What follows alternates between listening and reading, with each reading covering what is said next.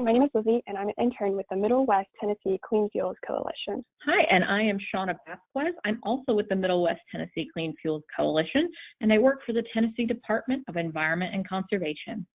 So today we'll be discussing the AFLEET tool, which calculates a vehicle's petroleum use, cost of ownership, and emissions. AFLEET stands for Alternative Fuel Life Cycle Environmental and Economic Transportation. So what are alternative fuels? According to the Alternative Fuel Data Center, alternative fuels are substantially non-petroleum transportation fuels that yield significant energy security and environmental benefits. More than a dozen alternative fuels are in production or under development for the use in alternative fuel vehicles, or AFVs for short. Government and private sector vehicle fleets are the primary users of most of these fuels and vehicles, but individual consumers are becoming increasingly interested in them within passenger fuel markets. To access the AFLEET online tool, navigate to AFDC's website and click on Tools. The AFLEET tool is listed under Calculators. The online version of the AFLEET tool compares new alternative fuel vehicles to gasoline light-duty and diesel heavy-duty vehicles using the following well-to-wheel metrics. Petroleum use. This is the amount of petroleum, such as gasoline or other oil products, consumed by a vehicle during its use. Greenhouse gas emissions. This includes the emissions of carbon dioxide, methane, nitrous oxide, and other greenhouse gases. Once in the atmosphere, these gases act to conserve heat. In excess, they accelerate climate change. Third is air pollutant emissions. This includes 6 criteria pollutants identified by the U.S. Environmental Protection Agency, including carbon monoxide, lead, nitrogen oxides, also called NOx, ozone, particulate matter, and sulfur dioxide. Criteria pollutants are found all over the United States, but are the only air pollutants with national air quality standards that define allowable concentrations of these substances in ambient air. This is because they can harm human and environmental health and even cause property damage with prolonged exposure. The final metric is simple payback. This refers to the amount of time it takes to recover initial investments and start saving money based on vehicle purchases you make, as determined by the upfront cost of an alternative fuel vehicle versus the fuel economy of the vehicle and/or of fuel price savings. We'll talk about this more as we go through the AFLEET tool. It's important to note that these metrics are well-to-wheel, which means that they offer life cycle assessment of environmental impact of a product throughout its lifespan. It considers the energy consumption and emissions involved at all steps of the fuel, including its extraction from the source, refining it into a viable product, and finally distributing and utilizing it as a fuel. In this walkthrough, Shauna will use the AFLEET tool to examine a few different vehicle options and review what the result means in terms of these 4 metrics. Thank you for that excellent setup, Lizzie. To start using this calculator, we'll click on Start New Project. So you'll see that there's a variety of different vehicle types that this calculator will help us calculate emissions and savings for. It goes all the way up to the heavy-duty trucking segment, as well as your school buses and transit buses, and smaller vehicles like passenger cars. For today, we're going to be imagining buying a new car for ourselves. So we're going to click on passenger car. You'll see that there's gasoline has been automatically added for our passenger car calculation. This is the vehicle type that we're going to be using as a baseline when comparing our different alternative fuels that are all listed over here. You'll see that there's diesel, some electrics, some biodiesel vehicles, as well as other types of vehicles like propane, compressed natural gas, among many, many others. For our purposes, that we're going to compare our gasoline vehicle to the following 3 fuel types. The first being hybrid, or gasoline hybrid electric, otherwise known as HEV. These are conventional gasoline vehicles that have an electric motor and small onboard battery for energy storage. HEVs are fueled with liquid fuels like gasoline, but they use batteries to recapture energy otherwise lost during braking. There is no external charging available for an HEV, but one very popular example would be the Toyota Prius.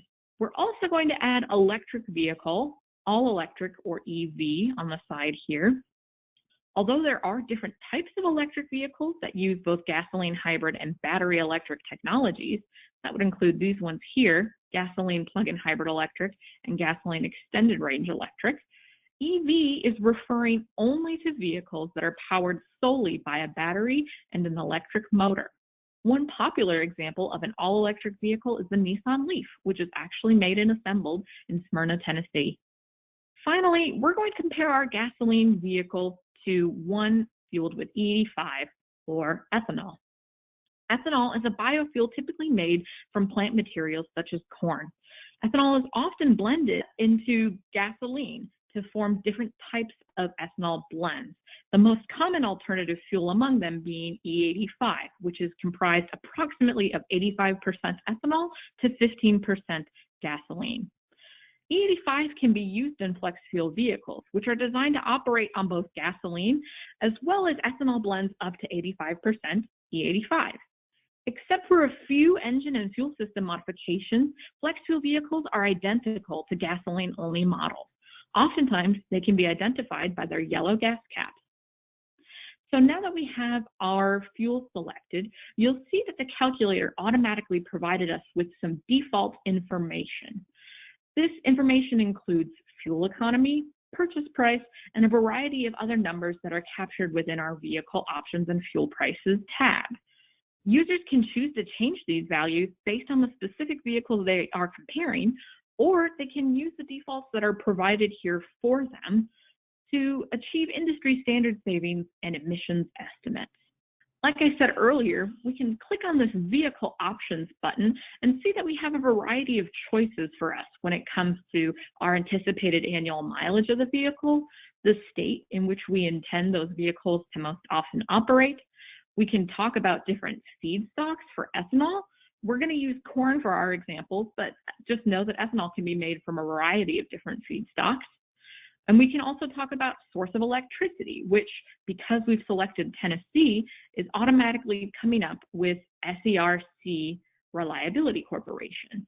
And the SERC, that map in red, you can see that that's kind of the average electricity produced in this specific region of the United States.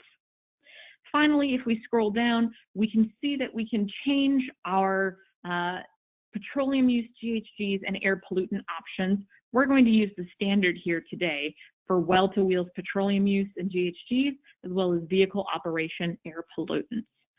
These final two boxes down here, they're most commonly used when calculating large diesel heavy-duty vehicles. So we're going to ignore those today, but feel free to explore them when you begin looking at heavy-duty vehicles. We can also change the fuel prices here. You'll see that they have different prices coming up for our different vehicle fuels, hybrids and gasoline vehicles obviously being fueled by gasoline, electricity being fueled by kilowatt hour or kWh, and flex fuel vehicles being fueled by E85. Again, these are industry standards, rough estimates. We can always change these later if we want to have a more specific view of our situation and what our emissions and fuel savings might look like. So for this first run through, let's just go ahead and make sure that we are using the standard defaults. Before we calculate our results though, I want to draw your attention to fuel economy and this weird looking term up here, MPGGE. That stands for miles per gasoline gallon equivalent. And that's because we're talking about fuel types that aren't all sold in gallons. Obviously, gasoline and E85 are sold in gallons, but electricity, as we saw before, is sold typically by kilowatt hour. So this number here is the rough approximation of what an EV running on the amount of energy that a gallon would take, what its fuel economy typically is. So we're going to go ahead and calculate our results. And you'll see here that we start with simple payback at the top.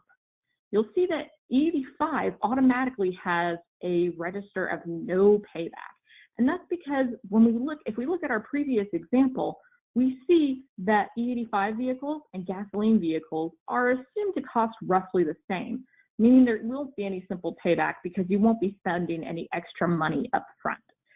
You'll see that electric vehicles typically have the highest payback, with hybrid vehicles being a smaller amount typically. When we scroll down, we can see for annual greenhouse gas emissions that our electric vehicles perform better than any of the other fuel types that we picked, including E85 and hybrid, and that all of the alternative fuels perform better than gasoline. This holds true for annual petroleum use, as well as annual air pollutants.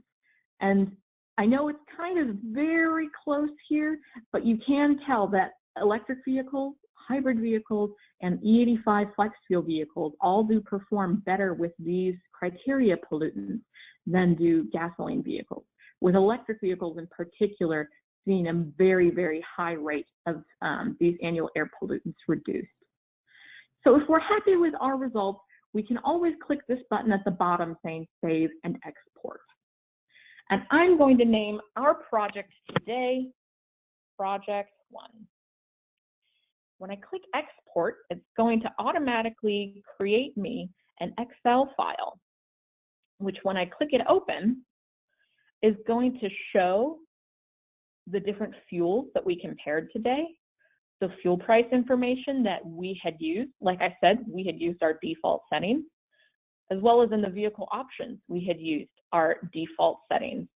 And this final tab called Results shows the graphs, as well as the specific data numbers that we're seeing in response to our proposed vehicle purchase comparison.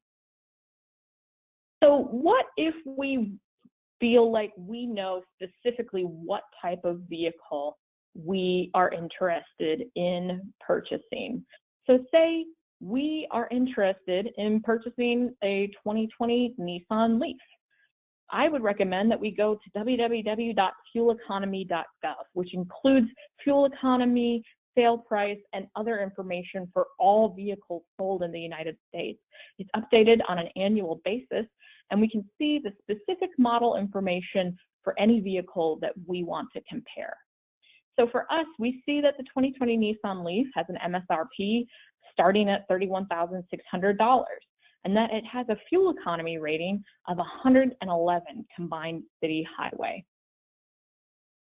So in this window, I've already gone through, clicked passenger car, and added all of the vehicle types that I wanted to compare. But specifically for EV, knowing that I want to purchase a Nissan Leaf, I've put in that MSRP and that fuel economy number that we talked about before. I've also gone ahead in my vehicle options, and I've kept the annual mileage and state the same, but what I've done for electric vehicles is made my own custom mix through this drop-down. Like I said before, SERC is going to be the default, but there's always an option to click custom mix. And these numbers here more accurately represent the specific electricity grid in Tennessee, because Tennessee is a little bit unique in terms of our energy utility sector, because the Tennessee Valley Authority, a federally owned corporation, provides electricity to approximately 99.7% of electricity service territory in the state. More than half of all electricity consumed in Tennessee is produced from carbon-free power sources, including nuclear and renewable. And you can see that here, we filled in our table using some data from 2018's U.S. Energy Information Administration. So we've got all of this already built in, and we're going to keep our well-to-wheels petroleum use and GHGs and vehicle operation air pollutants selected. Finally, what I've done is I've already gone into fuel price, and I've kept the gasoline and E85 prices the same.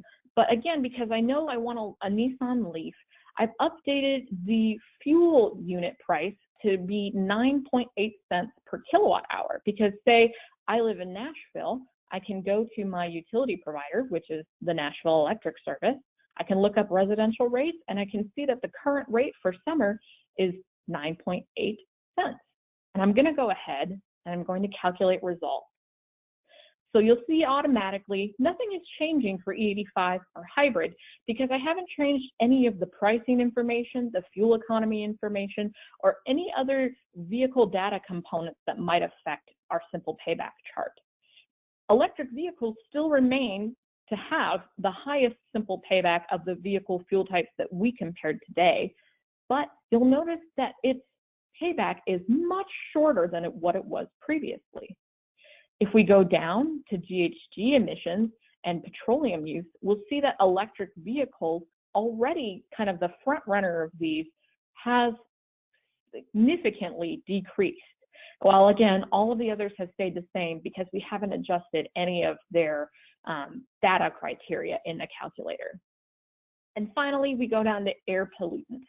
Again, seeing that the electric vehicles decreased to kind of right size with the electricity grid in Tennessee, as well as with the improved fuel economy of a Nissan Leaf compared to the standard electric vehicle fuel economy.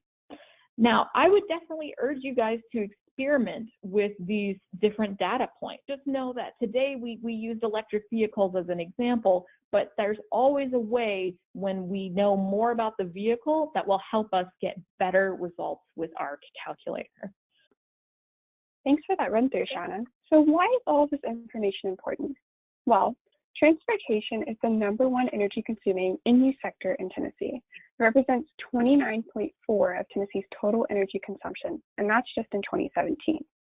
When you look at the emissions graph for Tennessee, you can see that more than 4 million metric tons of CO2 were emitted by Tennessee's transportation sector in 2017. This is higher than any other energy consuming sector in the state, which includes power generation, industrial, commercial, and residential sectors. Finally, looking at the nitrogen oxides, or NOx, a criteria pollutant, you can see that transportation is responsible for more than half of all 2017 NOx emissions in the state of Tennessee. So there's a lot to consider here, and there are a lot of modes of travel available to you, whether that's biking, walking, public transit, or something else.